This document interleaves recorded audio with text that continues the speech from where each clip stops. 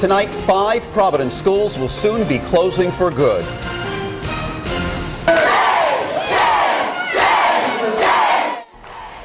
Parents and teachers reacted angrily to last night's controversial vote, which is expected to save the city up to $10 million in expenses. Asa Messer Elementary, the Messer Annex, Windmill Elementary, Flynn, and the West Broadway Elementary schools are all slated to shut down this school year. A 6th school, Bridgham Middle, will also close but reopen as an elementary school. And while community members are saddened and concerned over the closures, the superintendent tells us the city had no choice. Eyewitness News reporter Neka Nwosu joins us now live with tonight's top local story from the Providence Mobile Newsroom.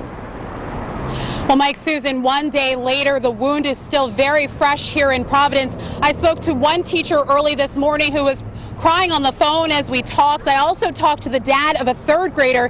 He says his son is just worried about where he'll go to school next year. Ricardo Calderon says he's heartbroken. His neighborhood school is closing, and he had to explain it to his 9-year-old son. It's a community school, and it's like a family school. It's a small school. Everybody knows each other. Despite protests from parents, the Providence School Board voted to close 5 schools: Asa Messer Elementary, Messer Annex, Windmill Elementary, Flynn Elementary, West Broadway Elementary, and Bridgham Middle School will now become an elementary school. It's so difficult, and I understand, and it's so emotional. We're going to do all we can as a school district, and I'm committed to doing that they get the right information, that we ease the transition as best we can. Superintendent Brady says the closings could save an estimated $10 million. Without having to do that, we would have had to still find $10 million somewhere else in a budget that we have to find a $30 million deficit. I live in this neighborhood.